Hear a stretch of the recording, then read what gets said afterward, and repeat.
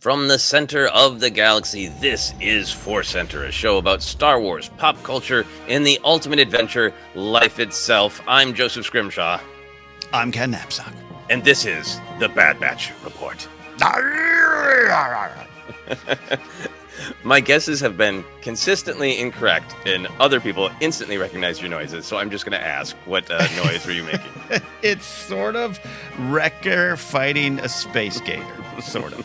I think this season all my sounds have been relatively the same. I thought about it today, but not a lot of sounds jumped out. I guess I could have gone and done some space yoga too, but some space yoga would have been great. I think my favorite record noise was the being successfully sharp shot by Fennec's wit, which is like, well, you lost Omega 2, and he's like, it basically just processing beam. That's the sound of a zing that you have no response to, that deeply upsets you. Big zingy. He got a little zingy. He got a little pew pew pew in his heart. Anyway, we are clearly excited to talk about the Bad Batch. We've been loving this show for all 3 seasons, but particularly, I think, really enjoying what season 3 has to offer. We are up to episode 8, which is entitled Bad Territory. It is directed by Nate Villanueva and written by Matt Michenovitz, who is also credited every episode, of course, as the story editor. Ken, let's dive right into it like we're diving into a horrible emotional swamp to clear out the landmines. What was your overall reaction to this episode? Did you love it? Did you like it? Did you struggle with it at all? No struggle. I really liked it. It is kind of intentionally coming down off of the 2 big episodes last week, which served as sort of a midpoint, right? So I thought this was is a good, weirdly relaxing, oddly relaxing, despite it being danger at every corner and intrigue and tension. But it was also, I had, like we said, space yoga. So it was relaxing. I just felt this was a good resetting of what's going on, and really does set up the second half and final half of this series. A lot of pieces on the board, as they might say. Yeah, I think from a real plot perspective, this was moving pieces into place episode-wise. You know, I know that there are people who struggle with Bad Batch because they don't feel like the big picture moves fast enough, which that's totally a taste thing. But, you know, for me at that point, it's sort of like, well, I didn't like this Jane Austen adaptation because there was romance set in England. Like, that's what it is. And again, if it's not for you, or you think this particular episode is a little slower, and taste is taste. Mm-hmm. But for me, I think it did what Bad Batch does so consistently, where, the plot was pretty straightforward and pretty minimal, and the characters didn't leap forward. But there were some important emotional beats and some important plot beats that I think are absolutely foundational. I think some of the episodes where people have felt like not a lot happened, it's absolutely, those episodes are absolutely cornerstones of what happens in the future. So I acknowledge that it's not given plot point after plot point. It is not leaping and bounding forward narrative wise, but I do think it's a really, really important episode for the characters, and a really enjoyable one. It continues to do what I love about Bad Batch. I kind of sit and I watch it the first time, kind of wondering, what's around the corner, how big of a plot, forward movement is there going to be, how big of a breakthrough for one of the characters. And then I sit with it, and all of the ideas that are both explicit in the episode, but absolutely supported by all of the imagery, just sort of sink into me. And then I absolutely love it every time, every week. And to me, this was an episode that just totally lived up to its title of Bad Territory. That was all about characters navigating the murky and the horrible and the places they didn't want to be, but know they needed to be. And the way that just kind of clear emotional idea is reflected in every bit of design and makes you feel it. It continues to be Bad Batch always wins on vibes for me. It's the vibes going, man. I agree with you. Yeah, it's without a doubt. Once again, Pabu kind of being the light and warmth kind of vibe we need, light and life, and a lot of healing going on there. We'll talk about the big theme of that there, and then the murky waters. And I've even seen some people complain on social media that it was a little dark. I get it. That's been a problem in modern media for a long time. It wasn't for me. I always say I stumble into whatever TV settings I need. I don't know how to set them. I'm a grandpa when it comes to that. But I had no problem seeing the episode. But I also think the murkiness was part of what was going on. And I'm with you. I'm with you. A second viewing, it not just unveils that stuff, but allows you to just kind of sit back and appreciate that. Yeah, and for me, it's sometimes it isn't even necessarily the second viewing. Like I was kind of wired and working on a bunch of other stuff, and I started watching it at 12:30. And as it was unfolding, I was like, oh, I get kind of plot wise where this is going, and then it ended, and I was just like, what do I feel? And it's about feeling, I think, as much as it is about thinking for me. Yep. Yeah. Big picture also, I know that we're all kind of poised for what this episode is starting to deal with, which is bounty hunter stuff. We knew Fennec was coming back. We know Cad Bane is coming back. We're excited to see Asajj. Is she in a bounty hunter mode as she was before her death and apparent resurrection in Dark Disciple? So there is that part of watching Bad Batch that is a little bit of like, who's going to show up? Are we to this episode yet? So when Fennec says she's after, a bounty, I was kind of thrilled that it was somebody we didn't know, and a super cool new badass weirdo. I really liked Sylar Saris, the Slayer of Ordo Eris, and we'll talk more about his connections, his species there. But man, I'm so glad that wasn't Dengar or even my beloved Embo. I loved that it was somebody new, weird, creepy, and somebody that fit the mood and the all essential vibe of this episode of Bad Batch. I love when a character like this pops up in a show, especially something like Bad Batch, and I just tell myself, this character exists at the same time as Andor. Like that character's running around. Loved all that. Yeah, final big. We'll get to the reveal at the end of who we think and blah blah blah and all those wonderful predictions and thoughts. But I was with you too. I leaned forward a little bit. I did. My first viewing was had over a breakfast burrito, so I even put down my fork in anticipation, like, okay, Oh, good. Yeah, no. And I'm with you too. I liked it because it was I played one of the episode. And the final foundational point for me is you talked about building things going forward with these characters. The stuff between Omega and Crosshair continues to be really rewarding and really important stuff, as we'll discuss here in a second with themes. But I thought this really did a great job highlighting their relationship as we look towards the end of the series. Yeah, and I do think in terms of forward movement, I think every episode for Crosshair is a big step forward. This was, a huge step compared to, at the end of season 1, I'd rather stay on Camino and maybe never even get picked up. Okay, I will do space meditation that you learned from a Jedi Wookiee. Okay, all right. So let's talk about the big ideas, the meat and the vibe, and how the vibe shows us the meat. I'm irresponsible with words today. Ken, I'll throw this out here because then, we can get into details. But what I really did like about this episode is I do think it's an episode about two parallel missions that seem very different, but are the exact same thing.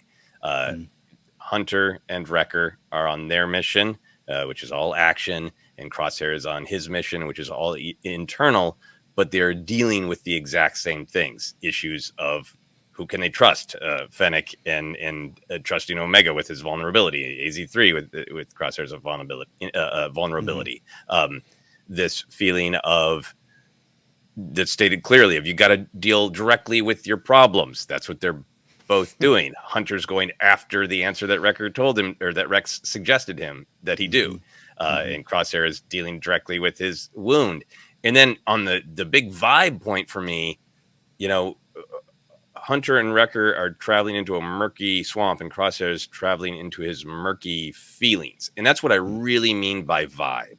It really is on almost like a dreamlike, intuitive David Lynch film like level, what Hunter and Wrecker are feeling being out of their element under the water is what Crosshair feels like. Yeah. Looking at his own mind and looking at his own wounds, right? So I wanted to share that kind of big picture thought because I think that is so much of what the episode is about to me, of both of our stories being emotionally and vibe-wise the same story. I'm right there with you. I wrote down healing and trust and the truth as some of the big themes to pull out of it and apply to our own lives. And without a doubt, Crosshair is removing the mines from his own river, right? He's digging it deep, and I think they work so well together. Yeah, so I'm right there with you on that. Yeah, punching out his soul gators. So take me into the ideas that resonated the most with you out of all of the stuff going on in their journeys. It's really for me healing. I thought it was really fascinating to literally just slow down with these characters. Speaking of Omega and Crosshair on Pabu, which we damn those trailers. We know that maybe something's coming, and maybe we shouldn't mention it for those that have forgot. So I'm always a little worried. Anytime they're on Pabu, there's like this low line tension behind me. Like, oh no, but I really. It gets into healing and how, ignoring it will not make the problem go away. I love this stuff across there, not even taking into consideration that the trauma, the damage, the injury, it could be emotional. And I want to be clear, as we often do, emotional trauma healing is not easy. We live in a time, I think, where a lot of folks are now more wonderfully aware of some of the things that might be causing them harm or, hurting them, or need to identify with them. And I think it's a great era for that. I'm never here to suggest the answers are easy. Part of this, because I was raised, my dad would always say this phrase, does it hurt when you do that? Then don't do that. And I think this is a real simple way of looking at a lot of issues. But I was raised by a stoic Russian. So, and I'm sorry, it's so great for like touching, a hot stove, and so terrible for, did you have a relationship? Did it hurt? Don't ever do that again. Great for stoves, bad for relationships. That's what I think your dad's advice. Yeah, so I'm just sharing a starting point there, and never want to oversimplify it. But I love that this episode dealt with that stuff. But how important it is to. It's not just that, oh, well, Crosshair, you could fix it. Just take a breath, look out into the sunset, and all is well. It's acknowledging what the actual hurt is and what is actually going on. That's why I think trust and the truth, he's absolutely having to trust AZ, absolutely having to trust Omega, and you would say he already does, but this is the worst kind of trust to kind of believe it. Emotional trust, right? It's one thing to trust a gator river, but, Yeah, this is different than, okay, I trust you're good with the crossbow or, your energy weapon or whatever, This is trust fall stuff. This is, Indeed. This is beyond where Crosshair ever was with his brothers, probably, Absolutely. And you know what, on that too, there's some great quotes I pulled out of just, maybe you're the one that has to fix it. Again, want to acknowledge that could be relatively simple, but just, again, I think that's just acknowledging what's going on, discovering what's going on. Again, he's just like, this is in my mind. The shaking of my hand is in my mind. I can't comprehend that. He's not either not telling or he doesn't remember. A little, dealing with themes of, PTSD and fallout from that, of just what happened to him. I don't know which way, how much is him just, I don't want to say it, or I don't remember, but it doesn't connect. And I love, there's two moments here as I wrap up the overall thoughts here on this, Joseph, is I loved Omega reaching out and holding Crosshair's hand to get his hand into position, but also his hands shaking and just the absolute warmth of this character Omega always wanting to help. She starts this episode bummed that Rex and Echo lost so many men because of me, and I want to help. I want to help. It's one of the things I love in her as a character. And I love the line, "You've missed a lot," when he's like, "You were on Kashyyyk," and it's a sweet line, but it's a line of healing and forgiveness to me. She is acknowledging what happened, acknowledging his choices, but she's not holding him to it. She's just like, you missed a lot because, you are our brother. You are part of our family. And I just thought that was a wonderful, warm line from her, too. It just was almost just accepting where we're at. And again, acknowledging, here's what happened. We're going to work forward. We're going to repair that. We're going to heal that. But we're still a family. Yeah, no, I absolutely loved everything with Crosshair and Omega. The part of his trauma being that he missed out, it seems to me like just a great way to continue to process. Like he knows he made the wrong choices, or he's processing the possibility that he made the wrong Right. choices. And the hand thing is so great because it is just, let me help you, Yeah. but also you literally need to open up. Your instinct with your hand is to close it and to crunch it down and to see if you can Yeah. fix it by holding it tighter. Yeah. He's like, no, instead you have to open it, Mm. and let someone else Mm. touch it. It's direct, but it's effective. Yeah. Yeah, I think a lot of the stuff that you're talking about with healing, I really thought about from the perspective of this idea of tackling your problems directly, because it isn't Mm. solving your problems Mm-hmm. quickly. It's being willing to go down the really scary path. Yeah. It is an explicit line from Hunter of ignoring it won't make the problem go away. But I love the way it's delivered and the way it's shot, because I think Mm. Hunter was at the beginning of the Bad Batch kind of wanted to ignore the problem. Yeah. That all of his brothers kept bringing up different problems to him, of Echo being on him about like, well, we need to be better, we need to have purpose, we need to help our brothers, and him just Mm. being like, we just need to survive. We just need to survive. Yeah, I don't know what to call myself. Am I a soldier? Am I a bounty hunter? I Right. don't know. I don't know. Yeah.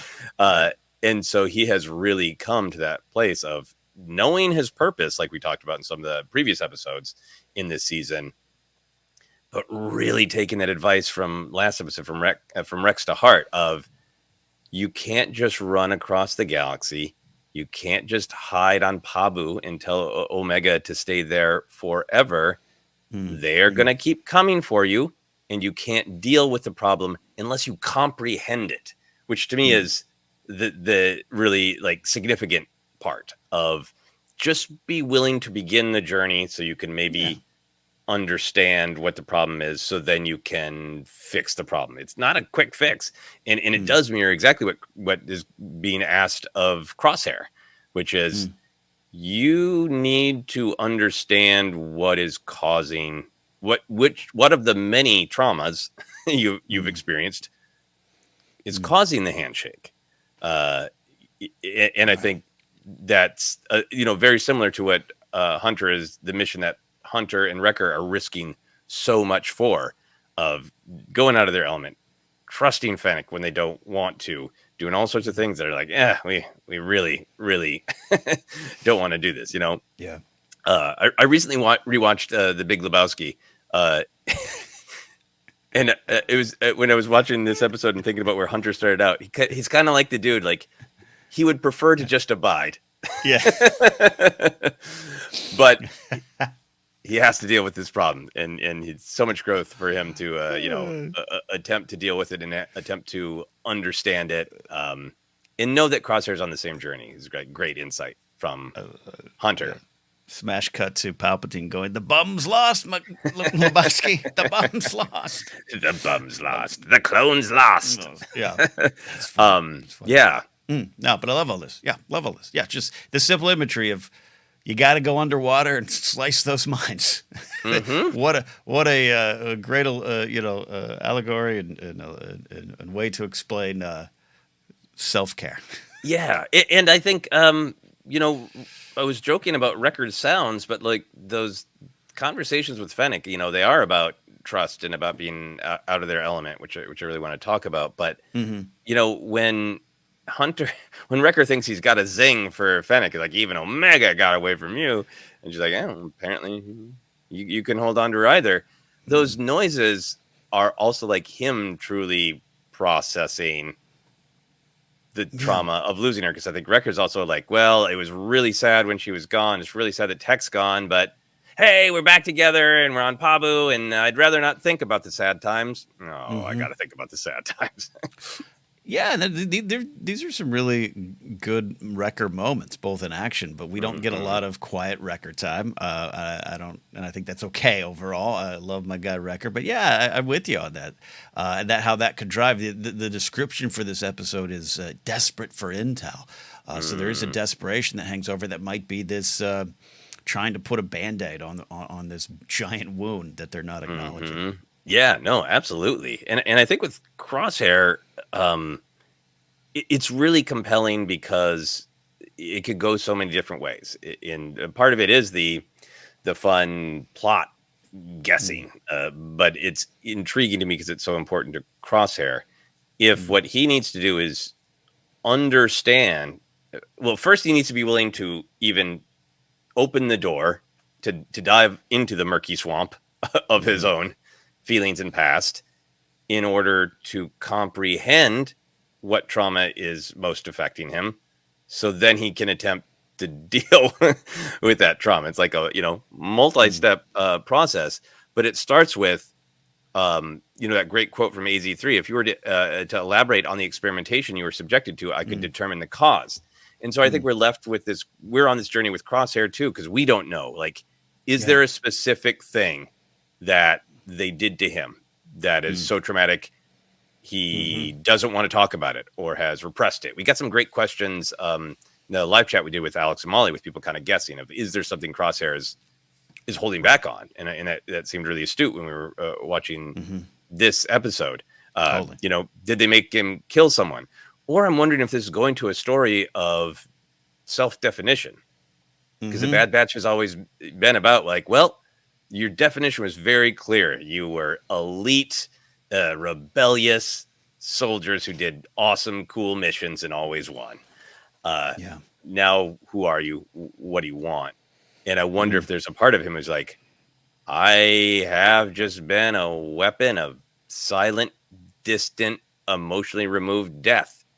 And I don't want to be that anymore. He could be responding to specific trauma that he encountered when he was tortured.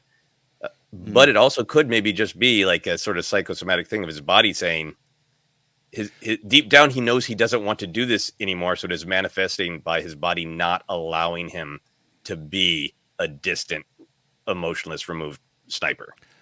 Yeah. It's just thinking of that line of he's almost hitting his targets, but close doesn't work. It's either a hit or a miss, and that's hit or a miss. Yeah. And I again thought of my dad's advice that so many had growing up of close only counts in horseshoes and hand grenades. Is my dad a lot of great advice just flowing my way as a kid. That's good video game advice, but it is. But anyways, to connect that to what you're saying here, we might get. I think the reveal what happens to Crosshair is tied to the bigger picture in terms of plots and checklist of ideas and theories that may or may not come true. But I love how you're looking at it of identity. This has come up a lot of just like the shaky hand is absolutely representative of what you were is no more, and how can you come to that? So your idea, dare I say, theory that has something to do with this isn't me anymore, but I can't come to grips with that. Literally,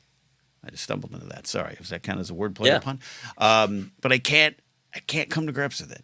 And having to identify that to begin healing and just slowing down and breathing and looking to that sunset on Pabu like a postcard that we all could need to see every now and then. I thought that was wonderful, and that could lead to some truth for him. Yeah. If he's struggling with this is my only value, and Omega is right there, and I think his brothers would be like, no, it's not, man. This is not your only value. This is not your only value. Okay. I'd love to talk a little bit of this specific idea of being out of your element. There's healing stuff that you're talking about. There's attacking your problems. There's some trust stuff I'd still love to talk more about. But I think in some ways, like vibe-wise, the out of your element was like the most emotionally affecting to me, and the kind of thing that sat in my gut after I watched it is Hunter. We've watched Hunter and Wrecker go, and the whole Bad Batch go on lots of wild missions where things go out of control and they have to punch strange monsters and all that. But there's such an element that they are out of their element, literally, physically in the swamp. They're underwater in heavy armor. There's tunnels, there are trap doors. They're fighting a bounty hunter who is absolutely, it would seem like literally in his home turf with traps, but also like in an environment that he understands and is suited to him. So there's like the straightforward environmental stuff of them being out of their element, even down to like needing the air masks, like this planet will kill you simply by existing here. But the other part of it was they were out of their element at subterfuge and navigating the bounty hunter world. Mm-hmm. And there's lots of great conversation about like, well, we really need to know what that M count thing is about. They get the lead from Fee, like, well, we got to ask a bounty hunter. Well, we know this one, and they had that great.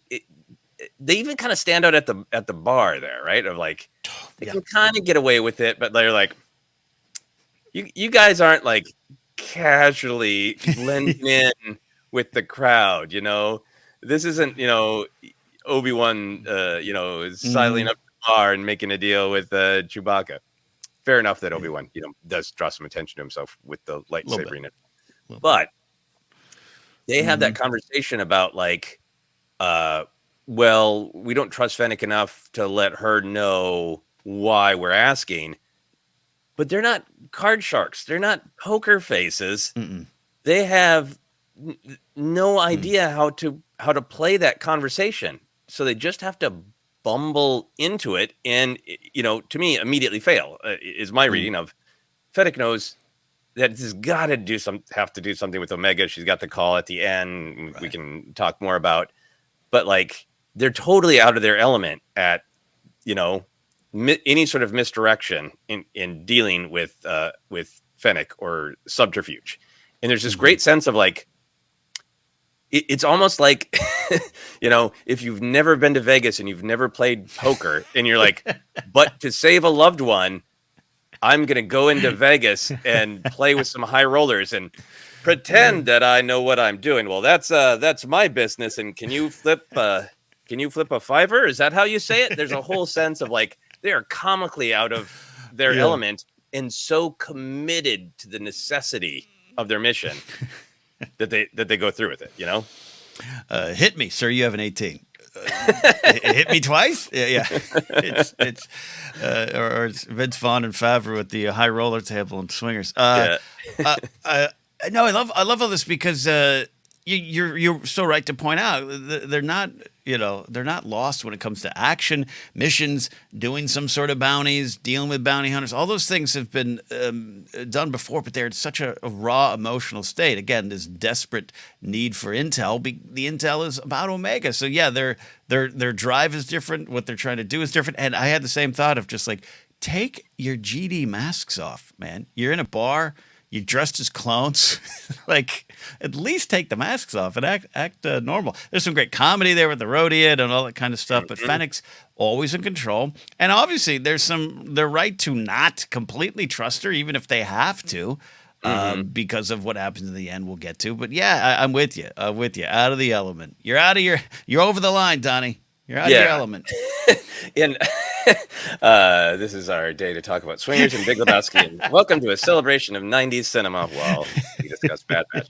And not to undersell Fennec. I think we knew that she was coming. We've got to spend some time with her in Bad Batch. Ming-Na Wen's performance is amazing. This is maybe one of my favorite Fennec appearances, because I think like she's always played is the cool, calm, collected person, but this dynamic really let us focus on Fennec as master assassin with the blaster bolt strategy and zingers. Cool, calm, collected, knows what she's doing, able to kind of manipulate people. Like in the delivery on when they sit down with her and kind of start to make a stumbling deal, and she has to explain to them, this is how you approach a bounty hunter. Right? This is how you do. See, the way this works is you tell me what intel or target you're after, and I give you a price. Like she is immediately holds all the cards in that dynamic and does throughout the episode. I just on Fennec alone, I wanted to say just this character Fennec Shand, Ming-Na Wen, just excellent in the performance, no matter what the format. It's a character that's new, and it already feels so familiar and old and lived in a part of the Star Wars story, like she was always there. So I'm with you, just that alone. But yeah, great episode for her.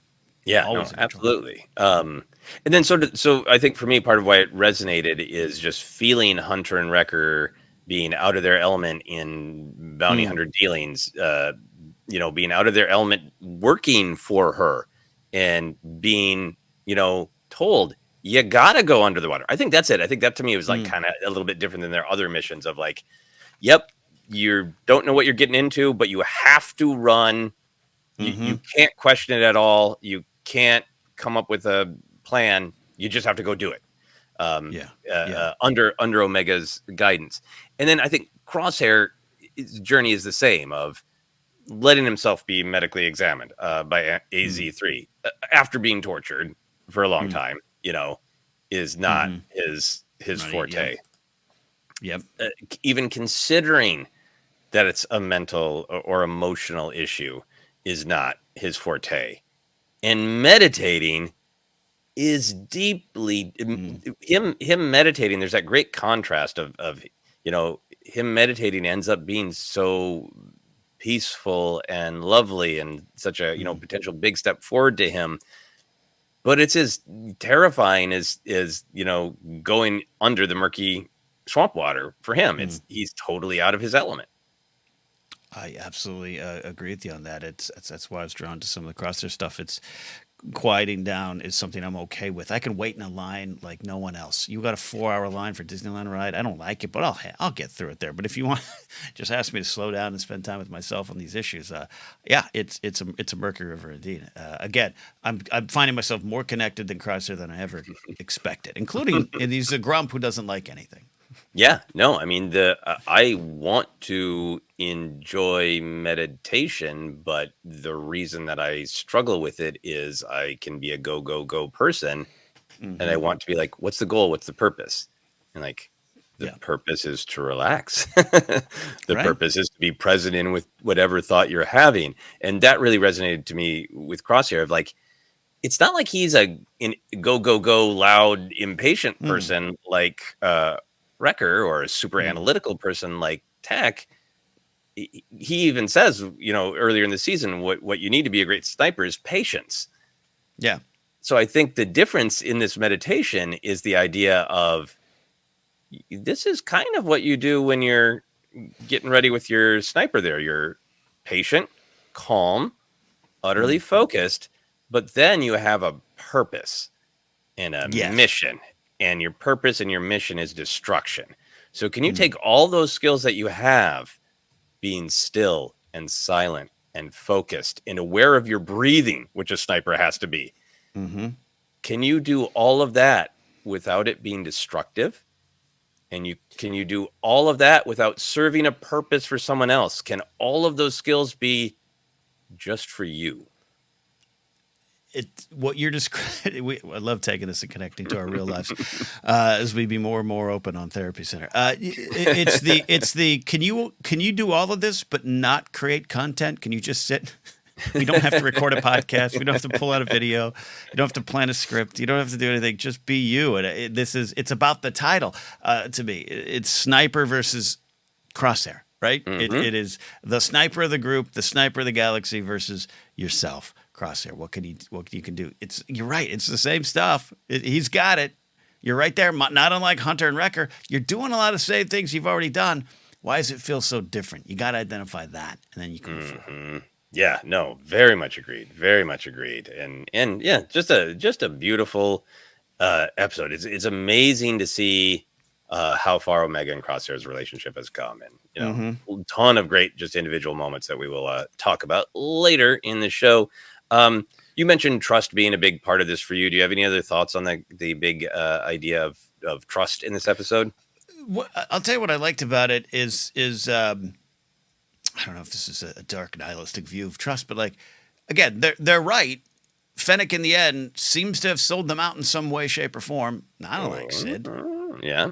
Maybe. Yeah. We'll see. Maybe we don't we'll know. talk about it. Yeah. We don't know. So they're right along the way, but that's the magic of trust, right? It sounds simple. Sounds like we're at some, corporate conference. This is why we're doing these trust falls. You still have to. You still have to have it. You have to make the choice to have it, even with the risks that come with it. So yeah, I agree that it's open ended on Fennec.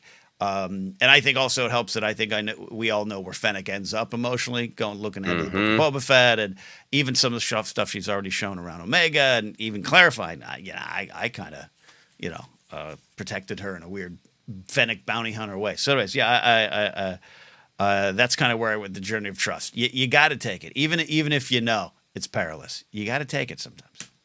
Yeah, no, and I think that's what's great about this episode because um, I was talking with my wife, talking about therapy center, about like, hey, I'm feeling stressed, I'm feeling overwhelmed, but I might take on this other task, and she was like, well, why?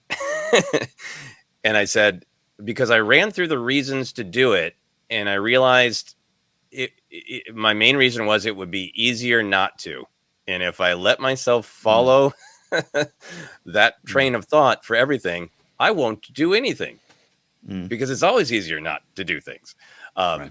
And I feel like Hunter and Wrecker being so aware of we have to push ourselves into a place of deep uncomfort of we can't trust Fennec. Our only way we might trust Fennec is that she's straightforward, that money is everything to her.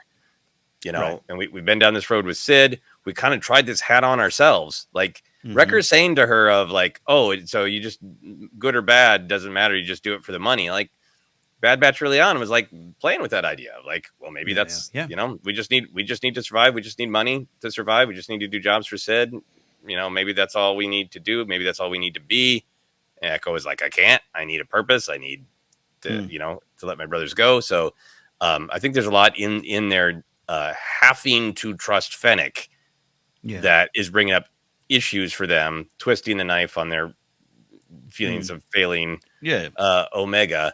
But that utter commitment to helping Omega that they have no choice but to try to trust Fennec. Yeah. You got to do it. You got to do it. It's part of that. Again, go to that title, desperation, that desperate feeling. Yep. Yeah. Got to go in that bad territory. And then very, very clearly, this other story of trust of Crosshair trusting Omega of like, we know each other enough. You know that I don't really want to do this, but I think there's an awareness of I'm not going to like this. Yeah. There's a great joke about it, but there's an awareness of she's not going to hurt me. Yeah. She's not going to laugh at me, betray me, and so that a different kind of a stronger trust there is great. And this contrasting stories of trust. Yeah, and it just her desire to care and heal and help has been so prevalent that without a doubt he feels it, and it's just wonderful to see that grow. Yeah. Any other big picture thoughts before we take a quick break? Double checking the notes I did take. No, I did want to. We talked about the environment of Pabu versus the murky, unclear atmosphere. I want to congratulate Florida for making Star Wars, the Florida Everglades, showing up for this episode. So not a theme, maybe not a lot. Maybe a theme park. Yes. They really did go to Space Florida, didn't they? They really did. Well, that seems like a good place to take a quick break. We will be back in a moment to discuss more about this great episode of The Bad Batch. Back in a moment. And we are back to continue our discussion of Bad Territory. That's right. I think there are several A's in the way you should say this title. Bad Territory. We always like to talk about some of the canon stuff. There's definitely some just kind of straightforward stuff with some mentions of video games and stuff like that. Not in-world video games, but we'll get to that. But I want to talk about the big picture stuff. I think one of the big canon pops for this episode was this whole idea of M-count hunters. That Fee gives them the intel that certain Class 1 bounty hunters have been retrieving M-count targets for the Empire. And I went, ooh, and then felt perhaps a million think pieces being typed about what exactly is going on with that. So where did you go with that? Did you think about, is this just another way to phrase, hey, they're bounty out any Jedi, any Force user, Yeah, it keeps in line with a lot of stuff that's always been at Palpatine's heart. This is what he's been doing, kidnapping Force-sensitive kids and sending Cad Bane to do it, all those kind of things. I with you too. Sometimes man, maybe ForceCenter should just be an Easter egg channel. We'll put that red arrow pointing to, did this mean Din? Like we'll just, put that out there and get 1,000,000 views. But I did like the connection. It made a lot of sense. It also made me think of the Bounty Hunter Guild and what you got to do. Toro Calican class 10. Was he class 10? and you got to work your way up to 1. That was like my third thought was like, what class is Dengar? What do you like about Dengar? Dengar was class 1 at one point. But he slipped his way down. With every bandage that he wrapped around his head, he went down a level. Yeah, no, I mean, hey, I suppose he's on Vader's short list unless he got unless he was not supposed to be there, and it was an awkward he wasn't. Dengar wasn't supposed to be here. I asked for class 1s. I asked for class 1s. Bounty Hunter, we don't need their scum, and one of them is a class 7. Yes, sir. Yes, sir. Yeah, so the class stuff is fun. I think there is the class 1 list. At this time, one imagines is Cad Bane. One imagines young Boba Fett is not up to a class 1 at this point in the timeline. I think Embo is a class 1. Class 1A. Yeah, class 1A. Yeah. But I think I wonder if did you feel like there's any sort of but hey, the Inquisitors are hunting the Jedi. What is this about? Or do you just feel like, yeah, the Inquisitors that's their main mission, but why not also have a standing bounty offered to only the very best? Yeah. No, I think the Inquisitors, that might be their mission. Obviously, might be a little bit more policing it in a sense, destroying versus capturing. I'm sure capturing's on the docket as well, but this one's good subcontract work.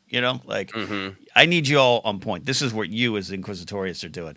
We got class 1s to go get potentials. And how far spread is this? I don't think any bounty hunter knows who Hemlock is or what he's doing or anything, the details of it. M count might still be, again, a term that's known but not fully understood by a lot of people in the galaxy. But I like kind of getting into the weeds of the canon work there. Here's your hiring packet as an Inquisitor. It does not include the bounty hunter work. Yeah, and it could be, anyone that is force sensitive that Palpatine is aware of, Yeah. So there's the general, is M count target just a term for Jedi and Force users, or there is also, is this a more specific assignment related to cloning, which is why it's only class 1, really restrictive, not just a, hey, because on a certain level, Palpatine blamed his scars and all these problems on the betrayal of the Jedi. Right. So he can be kind of public if he wants about Jedi, I would imagine, of just saying there's a bounty. Hey, do you want to be one of Palpatine's kids? Palpatine's kids report anybody in Jedi robes, right? He could be public about it. So is this the little Lebowski Urban Achievers? Is that what's going on? Little Palpatine Urban Achievers? Are you a Palpatot? You need to report a Jedi if you want to be a Palpatot. Dark. Yeah. Upsetting. So there's also this part of me that wonders if this is more specifically we need more cloning subjects. In this, I like that. Yeah. So who knows? I'm sure we'll get more. It's details. Been a wonderful mystery from going, all of us in the fandom joking about M count, even going back to the first time we heard it pop up on Mandalorian, to now it being, it having a purpose, a word, a description that hides what it really is to those in the galaxy. I really like that as it's played out. Yeah, and the people who us among us who want to hear midi-chlorian evenly, it seems I think we're going to in Bad Batch, right? I mean, I think so. Hunters on a mission. Basically, when Pershing said it, we all, many of us in the fandom, had the joke of, oh come on, say the word cowards. Even kind of joking at the tension sometimes between Favreau not initially being a prequel guy, and then so many prequel ideas really making their way into Mandalorian, and Favreau embracing it more and all that. That's the way I felt we reacted to Pershing. But now it's the plot of the bleeping show. Right. It's what Hunter is searching for is Idolorian. He's got M. He's now searching for the rest of the damn word and what it means. He's on Wheel of Fortune. He's looking for some vowels. He's looking for some vowels. Yeah, no, I'm with you on that. Without a doubt, the first use of M count, I think there's some meta stuff to it, and that still might all be true. I don't think this was all completely hatched out and connected. I think this is something that emerged. This is what you and I talked about. The tip of the iceberg storytelling is always present in Star Wars, and always creates potential for new storytelling. Even if something was even a stormtrooper hitting his head accidentally on set becomes a way to tell stories or to work it into future stories. So I'm with you. I really like that. That is the plot. We're trying to discover what midi-chlorians are. Like that's fun. Yeah, no, absolutely. And what they have to do with Omega. So along this sort of whole M count hunters, program where only class ones can do it, and the whole deal. The plot of this episode is Fennec hasn't done it herself, but claims she knows one who does, and claims that she's going to get that information back to Hunter and Wrecker. And then she makes a call at the end. And I think when I watch it the second time, I feel like there's lots of wiggle room there. We don't know who she's talking to.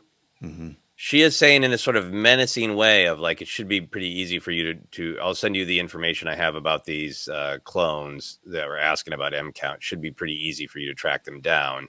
Because they walk around in clone outfits, clone armor, painted multicolors. Yeah. One literally cannot speak softly. Can't even groan softly. You'll find you'll hear Wrecker. But she could be contacting someone who wants to find the clones to help. There is no guarantee. I think Fennec is savvy enough that she figures out this has to do with Omega. Like the cloners wanted her. Now these guys who seem to, their only mission in life is to protect this girl are asking me about this. This is clearly about Omega. Fennec does seem to have a little bit of a soft spot for Omega. Totally. So I like the ambiguity right now. I don't know if she is calling someone to sell out the clones, and this is how Pabu is destroyed. Or if this is saying, I have somebody, I have a contact who is also interested in answers about M count stuff, and I got a lead for you. This is some people for you to talk to. This is amazing. Yeah, you're even putting some ideas in my head now. First of all, I think the hidden path truthers are probably really excited that this could be, quite frankly, could be Ventress, and Ventress has a vested interest in what's going on, and Quinlan Voss might be around the corner there on that hologram. Who knows? I'd be excited for that. I don't need everything to be a complete twist mystery that I don't know. If this is Ventress, I'm excited. But also what you just said, pretty easy to find, and if you track them to Pabu and things go wrong there, that this could be some sort of Imperial agent as well. Hemlock's possible if he's out and about, or some using all his resources, all those things he kind of bragged about. It could, but that's what I like. It could go a lot of, because I even had a moment of like, Cad Bane. I'm like, no, wait, they don't really get along, right? Like that's kind of the first appearance of Cad Bane, and then she may have. I was trying to track it. I didn't have time to watch Book of Boba Fett again this morning, but she may obviously probably was aware of Boba Fett at one point. She gets that. We kind of have that vibe, but like I don't really think they start hanging out until he saves her. So it's like Imperial, Ventress. Flip a coin for me at this point.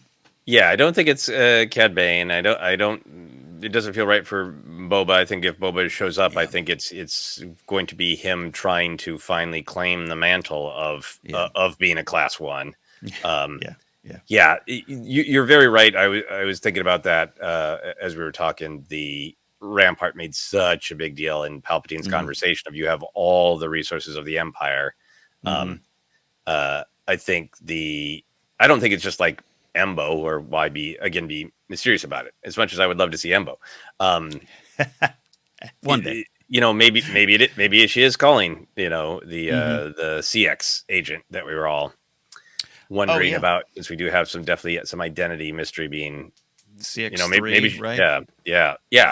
Maybe she's getting some just getting a bounty from the Rampart side of things. Mm-hmm. But the possibility of it being Ventress was really interesting to me, Mm-hmm.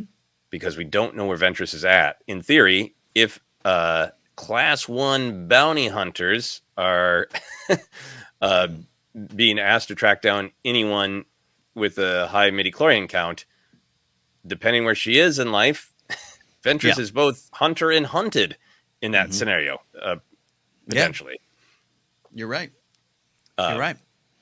I just, there's enough warmth and a ray of light in Fennec's heart around Omega.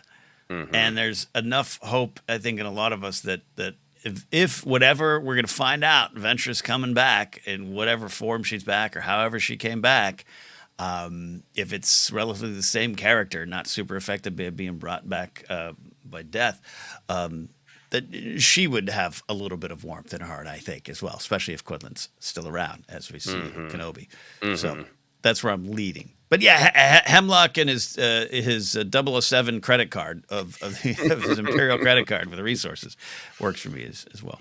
Yeah, it's fun to speculate, and it's fun to not know, and I can't wait to find out, and I'm sure it will all click into place well. I can't wait to find out those truths. I also wanted to check in on the old Omega being Force-sensitive thing.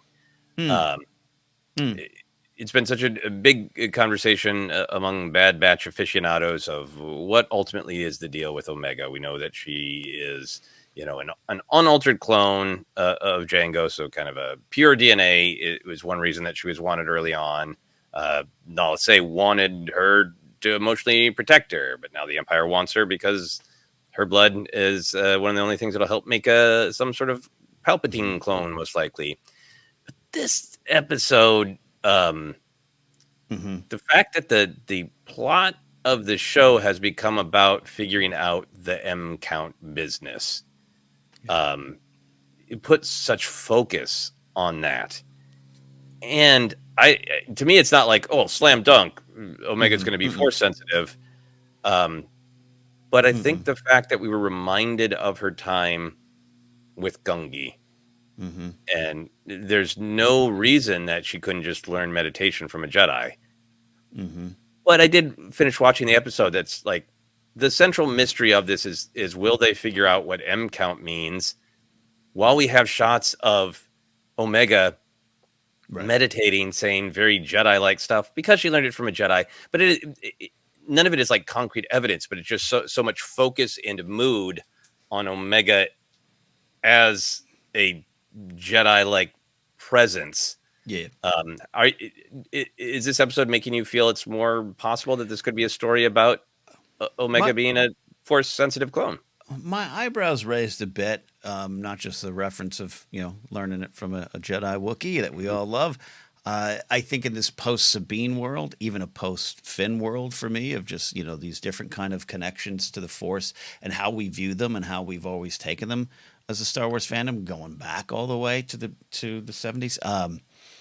I think what's I have to go in the murky water and unattach the mind, disconnect the mind. I don't want her to be force sensitive. I don't have a big answer for that. It's not that I think there's too many or they're going to the well or no. I don't know. I just don't want it. That's a feeling I have. But I can't help but think of that. I mean, I'm just thinking too of just like wouldn't her blood tests show a midichlorian count? Does Nala Se know that? Does Hemlock now don't know that and just hasn't said it? Or do we not have that information? I've always just think, well, she is a vessel that can carry, and not the M count the M count of Palpatine doesn't disintegrate or go down in any way, shape, or form. And that's where I've gone. But you're right. It's just it's this idea of the forces around all of us, binds all of us. And she's tapping into that. Yeah, and it's just kind of putting a spotlight on it. Yeah, like I think for me, it does make sense that that the Kaminoans would want to try to say, hey, can we make our clones tap into this power?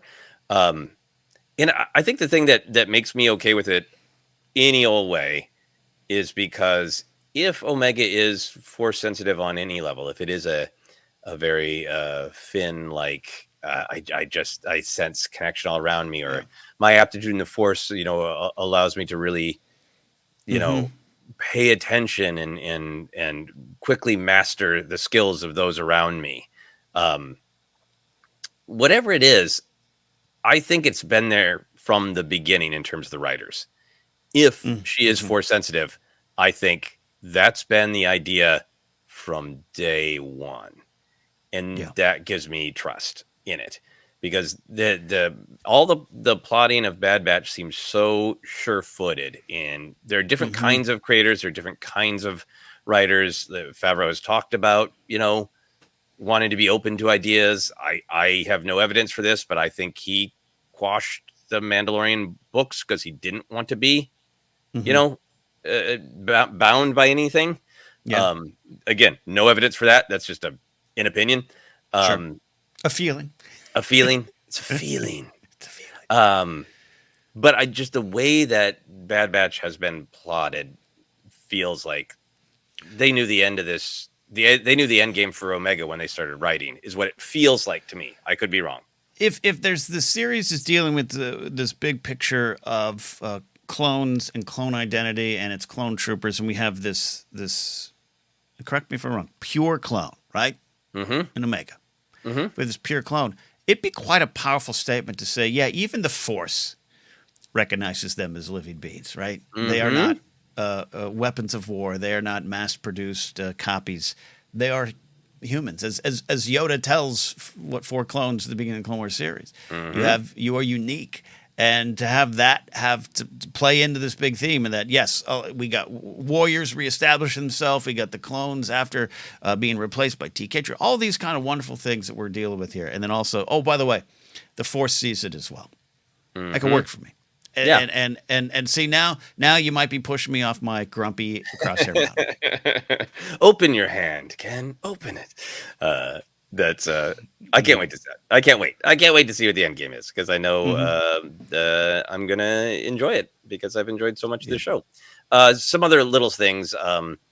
Ordo Eris and the Haxian Brood. Ordo Eris is a space station in the remnants of Polis Massa that was established in the Jedi Fallen Order video game, and so is the Haxian Brood, the Crank Middle Gang from the video game. Yet another moment of kind of a great synergy across all the storytelling, I think. Love that. Yep. No, I like that. And Sylar Saris, the Slayer of Ordo Eris, which is just a great vocal exercise. Billy D. Williams used to say that line after Ochi the Stewed. We used to say Sylar Saris, the Slayer of Ordo Eris. I went on a good old Wikipedia, and they already this morning had a confirmation that Sylar Saris is the of the Yamri or Huck species that is infamous from the original Cantina scene of the character Kitak. That's right. You said it. Yep, Kitak Kitak. And in legends and in modern canon reference books, the Yamri or Huck species have a feud with the Kalish, aka Grievous's people. So Sylar's in good company. And since I was already down the Yamri rabbit hole, Ken, I was like, wait, wasn't there an insect dude in The Mandalorian? So I looked up Dr. Mandible. That's right. That Pelimoto is playing cards with. I looked up Dr. Mandible on Wikipedia, and Wikipedia is hedging their bets. Under species, Dr. Mandible is listed as he is from Dr. Mandible's species. So unconfirmed according to Wikipedia. There you go. There you go. All right. Any other canon thoughts from you? I just wanted to point out, I don't take for granted any time a Pitroid shows up. Yeah. It's fun. And we've come a long way, 25 years from that pod race, when a lot of folks, maybe myself included, were like, oh, cute little droids. I love the Pitroids, love when they show up, and they're so great. I love the one had like the little, like almost like a Legionnaire's hat on and glasses, the guy, the bartender, know what's going on. I think they're just great. I love them. finding their way, being individuals. Great, great stuff. This is a great segue to talk about favorite moments. We can talk action, comedy, the weird, the heartbreaking, whatever you want. Where do you go, Ken? Yeah, this is, and so in terms of moments, there was, it's more of a straightforward episode, but let's just Omega and Wrecker, Omega and Crosshair as a comedy duo just continues to work for me. I love she's a liberator of ancient wonders, Silence pirate. She's a pirate. Great comedy. The you don't like anything moment spoke to me. So like all that. The creepy Siler on the ceiling reveal was one of my favorite moments. Love that. Really, really creepy. I know we're in like the Florida Everglades, but it also had like, I don't know, like some deer hunter or something going on just with Hunter's face, some kind of Rambo like esque fight was happening. Reminded me of like True Detective season 1 and many other sort of creepy, like there's a serial killer in that swamp and they're in a cabin and they've got to kit it out with booby traps. Like, yes. It wasn't just action, it was so creepy. Sylar on the ceiling was a great shot and a great reveal, and I love the whole fight. Just real effective, real creepy. Actually got nervous for our heroes. I love the number of stun bolts he takes. A ton. I love the face. Yeah, I love the spitting on Wrecker's face. That was great. Playing with the yeah, let's add that into another special edition of A New Hope. Where now I want to see Dr. Mandible do that in a card game. Yeah, he's pretty good card player, but watch out for the venom spit. Also, just that there were so many great delights in this episode that were contributing to the vibe. Including that great shot in that whole Sylar action scene, where we know that Hunter's having a hard time with them, and we see those stun bolt shots just firing into the air from Wrecker's perspective out of the hut. It's just a great image. Love that. Absolutely great stuff. No, this is well directed. Yeah, very well directed and designed and everything. Yeah. I did like there were a lot of just great kind of establishing mood of the bar that they met Fennec at. Speaking of pit droids, I really like the pit droid bonking the bar fighter with the bottle. With the bottle. Those droids, man. Yeah. Great bartender that can just run across the bar and do everything. If we were still doing a new Databag Brawls, this would be a great new location with pit droids for a fight. Oh, yeah. I think 72% of our episodes were in bars, I think. Yeah. Love that. Yeah. Record just straight up punching the space crocs. I always love it when there's fantasy, and we've had a discussion of there's been lots of beasts menacing the Bad Batch and all that, and this to me was like, this isn't these didn't need to be a brave new design for me. It was it is Record just hauling off and punching him like he's in an Old West saloon fight, Absolutely. There's some great Wrecker stuff in here. Still love my guy Wrecker. Wrestling the Gators, throwing the one over. Even with Sylar, he's got an actual straight up back suplex, like he's in a wrestling ring. It was just all wonderful. All Wrecker front and center. Love that. Yeah. A couple great Wrecker comedy moments for me. I always love it when Wrecker is almost always just loud and proud and fearless, and he's got his established fear of heights. But I love it when they play the joke of tough guy gets nervous, and when Fennec tells him not to go in the water, and he's like, "Why? What's in the water?" So good. It's always the water. Yeah, so good. And then kind of on the other side of things, when he's communicating with Fennec and he screams, "You heard me!" And he got the good feedback on Fennec's comm. Nice comedy. No, the comedy is pitch perfect in this series, as always. Yeah. As always. You highlighted the Omega and Crosshair stuff I liked, but there's the grumpiness of Crosshair just greeting her with a grimace. But I loved the callback to everything that I think first Fee episode was about, of this idea of I'm not a pirate, I'm a liberator of ancient wonders. And that episode was really about Fee encouraging Omega to kind of enjoy things being fanciful and fun and dazzling. Like, remember the Batch is Mm-hmm, all mm-hmm. grumpy about that mission, and Yeah. Omega's like starry-eyed and wanting to perceive things is wonderful and beautiful, and it so goes along with her feeling trapped on Camino and never getting to see the galaxy. And now that she does, she's going to marvel at it. And Yeah. Fee encouraging her, like, yep, that's the way to look at the world. So it isn't just this joke of Fee going, I'm not a pirate, I'm a liberator of ancient wonders. Even though Omega delivers it to Crosshair, she does this sort of like little bow, like she's saying a Mm-hmm. beautiful poetic phrase, a Yep. wonderful thing to be shared, which only makes Crosshair's meh grimace funnier, you know? I'm right there with you. Again, the interplay between them is wonderful. But again, going back to an episode that from last season that was a character builder in so many Mm-hmm. ways. Yeah. Mm-hmm. Yeah. In the I'm not gonna like it, am I? You don't like anything, true. Great comedy, but I also think, it's one of those comedy lines where there's real heart to the relationship in that of Yes. them understanding each other. And it's the kind of joke that Crosshair can make because you get me. Mm-hmm. And I don't like anything new. And I trust you because you know where Yeah. I'm coming from, and you're giving me the space to feel the way I feel. Yeah. A lot of You're not, safety in it. yeah, you're not asking me to be happy-go-lucky about this. Mm-hmm. You know that ain't me. I really like that. Yeah, that. And the same vein, there's some great moments where Batcher, she's kind of nestling up against Crosshair. Like she's there, like, hey, Mm-hmm. buddy, I got you too. I'm Yeah, here. I want you to heal. I love how omnipresent she is. Yep. That she's there when they're meditating. She's there in that beautiful shot. Mm-hmm. Yeah, the meditating shot on Pabu is just gorgeous and Yeah. peaceful, and It's great. That's great. yeah. I think last moment I wanted to mention is I like that the show is keeping Tech alive, at least by people talking about him, and I liked Fee mentioning him in particular since she had great affection for him.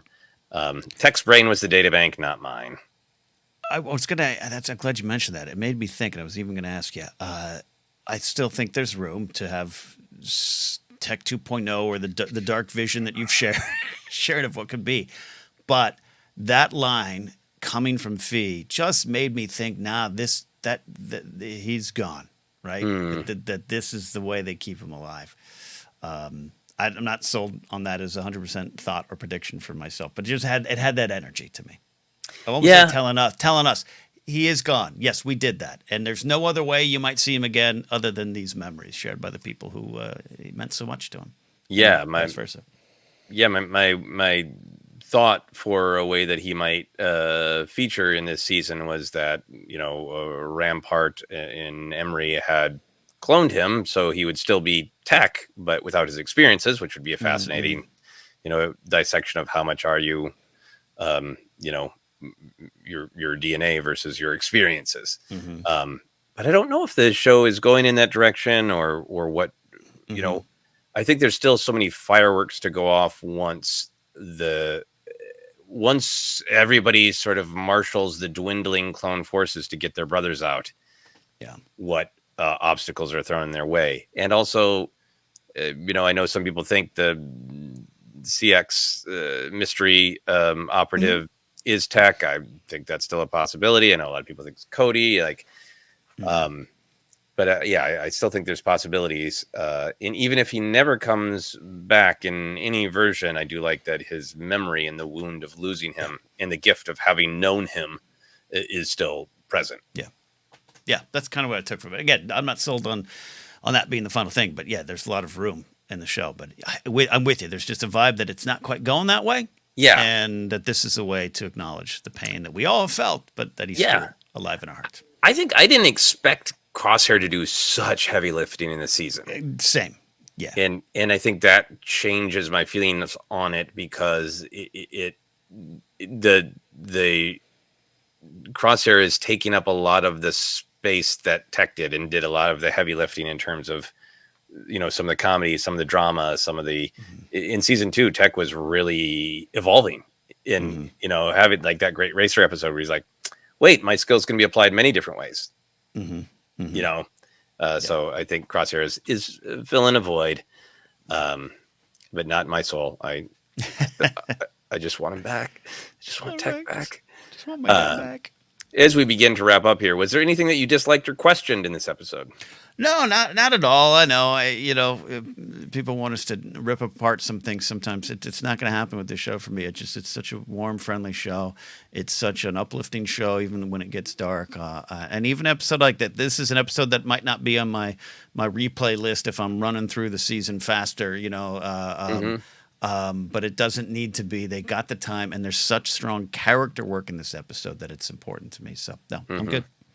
Yeah, I mean, I understand the critique that episodes like these are slow build plot wise. We've advanced the M count story. We have triggered this episode has triggered something with Fennec that's going to pay off. It's potential that Crosshair made a huge step forward. So there's absolutely, I think, vital storytelling happening in this episode. But I also do understand, if you really love this show, if you're really counting down the days, to just kind of feel like I'm so excited for this show. Can I have a bigger meal? I get that. Totally. That's not a criticism of the show. I think the show has played fair with how it tells its story and how much story it doles out per episode. And if it doesn't work for you, so be it. But I think it is the show. That said, once it's all done, my wife hasn't watched Bad Batch with me, and when it's all said and done, I really want to share it with her. And I'll admit, like, it's nice to think, like, well, for some of these episodes, we won't just watch this episode; we'll watch 2 or 3 episodes, and for my wife, the story will play out a little bit faster. Yeah, indeed. Yeah, I love it. Is there anything that we have not talked about that you wanted to touch on? All good. Excited for what's to come, and we'll see who shows up: Hemlock or Ventress on that hologram, or Silas Solar, whatever his cousin. I don't know. Yeah. I hope it's Dengar. Couple just little things for me. We always talk about how beautiful the animation was. I think the animation in the art design and the lighting design is all just, it creates the vibes. That's the murkiness, the shadows. The lighting in that bar was so damn good. The delicious purple on one side, the green on the other, just really evoking this sort of lurid pulpiness. The darkness combined with the bright color where a person's face is. This side is purple, this side is green. Period. Yeah. So cool. I love the electronic dance music in there. I would happily go to that bar. Totally. I'd be scared, but I'd go to that bar. There's also just a beautiful establishing shot of the port on the swamp planet where they're tracking Sylar.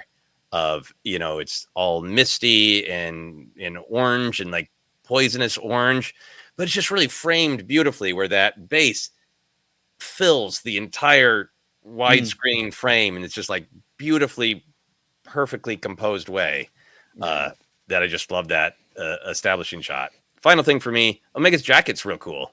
I like her Pabu look, a little bit more relaxed, and she's got a pretty cool, like, Poe Dameron would wear that jacket. It's got a couple of, like, the lines on the arm and some cool, like, blue shoulder flare. You're right. Put it in the pantheon of Star Wars jackets. That's right. We'll do a Subjective Wars episode about jackets. Whose jacket wins? But that is it for our look. We always like to wrap up with a fun question about merch. If you could have an action figure or any other kind of merch from any character or idea from this episode, what would you want, Ken? I want to go back to like an old school board game. Instead of Hungry Hippos, I want Hungry Space Gators. And the marbles are, painted to represent like Wrecker and Hunter and everyone. And you got to slap that gator, eat those marbles. Punch that gator. I want a double pack Sylar Ceres action figure. Sylar is just super cool. All the hissing and the growling in the I believe the only actual dialogue is just saying Fennec Shand's name, which is always a creepy thing when you see someone just to say their name. If every time somebody saw you, they're just like, Ken Napzok. But I want a double pack of normal Sylar Ceres and then Sylar who's just painted blue, and you can pretend to stun him. Oh, okay. That's great. Yeah. You just I love this. And failing that, soon hopefully we can all buy on 4K Blu-ray Omega's meditation videos, so we can all. Oh yeah, Omega Yoga. Omega Yoga. All of it's there. Money to be made. Yeah, and they got Yoga by Adrian is the real popular real world one. So Yoga by DDP Yoga. Omega. Yeah, we could do that. Be great stuff. All right, Ken, you want to let people know where they can find us? I do. We're the ForceCenter podcast and the ForceCenter show here on YouTube. If you're watching, we're on Twitter and Threads and Instagram at ForceCenter Pod. We're on Facebook at ForceCenter Podcast. Hive, if you're still over there, for the 3 people that are. Forgot about that. Also, you can get merch at tpublic.com/user/ForceCenter. In terms of the podcast, we're pretty much everywhere. Just search. You'll find us. Look at Apple Podcasts. Leave a review if you're over there. We are also on Patreon. If you want to support us directly, at patreon.com/ForceCenter. From there, you can get to our Discord and continue the discussion all week long to the next Bad Batch episode. You can follow me at Napzok or go to my website, catnapzok.com, for information on upcoming stand-up shows. Got an Easter show in Burbank at Flappers on Easter evening. We'll do some peeps and egg hunting and all that good stuff, I'm sure. And then Mark Ellis and I will be in Boston in April. 2 shows. Information there. Sir, where can I find you? Yeah, you can find me on most of the social media. I'm on Blue Sky. I am on Threads. I'm on Mastodon. I'm on Instagram. My handle is at Joseph Scrimshaw at all of those places. You can also check out my blog newsletter. I put out a new edition every Tuesday talking about my life and creative adventures and helping encourage people to make little mini goals and stick them. It has helped me so much to be honest every week about my goals and saying, like, this is a week where I can kind of take on something big. And other weeks, like, no, my goal is going to be make one list of things I have to do. Yeah, survive. That's it. The blog is called Finish Your Monsters. If you'd like to subscribe, you can just Google my name, Joseph Scrimshaw, and Finish Your Monsters. That is it for me. This has been Bad Batch Report.